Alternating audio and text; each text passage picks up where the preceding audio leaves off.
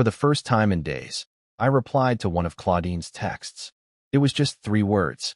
We need to talk. She responded in seconds. About what?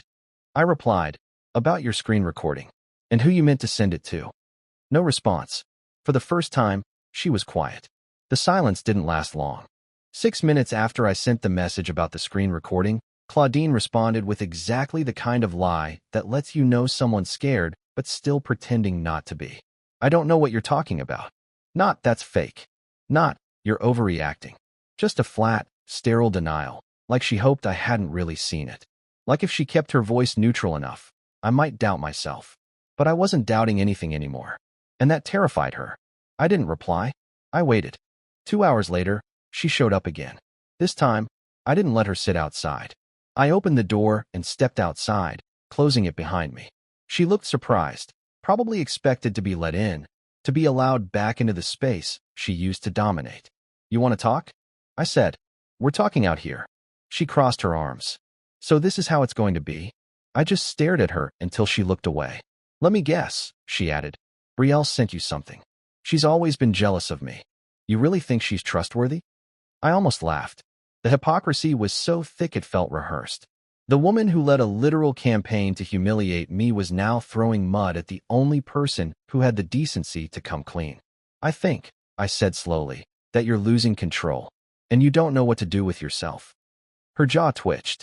I pulled out my phone, showed her the still frame of the video, the one where she's smiling as she types the message about burying me. Color drained from her face. For the first time in weeks, maybe months, she had no response. You accidentally sent it to Brielle? I said. She saved it. I backed it up. You can't unsend it, and you can't delete it from my life like you delete messages in a group chat. Still nothing. So I pushed a little further. You recorded yourself trying to orchestrate a cover-up. That's not just mean, Claudine. That's calculated. And stupid. And I have it all. Your voice, your face, your words. Finally, she spoke. What do you want? And just like that, she admitted everything. Not out loud, not in words, but in tone, in posture, in fear. The predator had become the cornered one. I leaned in slightly, not to threaten, just to be sure she heard me. I want you to stop pretending. I want you to understand that you crossed the line between emotional cruelty and digital sabotage. And I want you to realize that the man you thought was weak has been watching, recording, and saving everything. She opened her mouth, maybe to argue, maybe to beg. I didn't let her. You don't get to spin this, I said. You're not in charge of this story anymore. Then I walked back inside. I didn't slam the door. I didn't even lock it. Because for the first time since this began, I didn't need to protect myself from her. She was finally the one on the outside. The next morning, I woke up to no texts, no calls, no games. Just peace. The kind of peace that doesn't feel loud or victorious, but still feels real. Like something finally stopped pressing down on your chest. I sat on the edge of my bed for a while, phone in hand, half expecting another excuse, another manipulation. But Claudine didn't reach out. She knew it was over. Not just the marriage. That ended the moment she weaponized humiliation. No, I mean the power she thought she had. The control. The mask she wore so tightly it started to crack the moment I stopped playing along. A few days later, a mutual friend told me Claudine was taking a break from social media. She called it a mental reset. I didn't comment. People like her never tell the full truth. They just dress it up and sell it to whoever's still listening. But me? I moved out of that apartment, got a smaller place with no shared memories. I took time off work. I traveled a bit.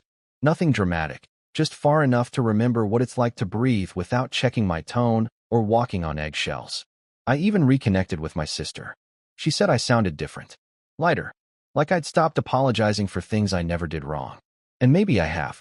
Maybe that dinner, the wine, the laughter, the scripted cruelty.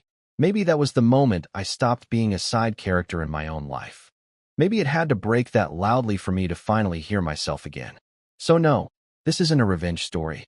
It's a freedom story.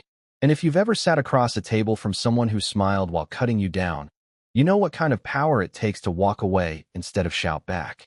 And sometimes, that's the loudest thing you'll ever do. Have you ever witnessed something shocking at a dinner or party that completely changed how you saw someone? Let us know in the comments. We'd love to hear your wildest or most unforgettable real-life moments. And don't forget to like, subscribe, and share if this story resonated with you.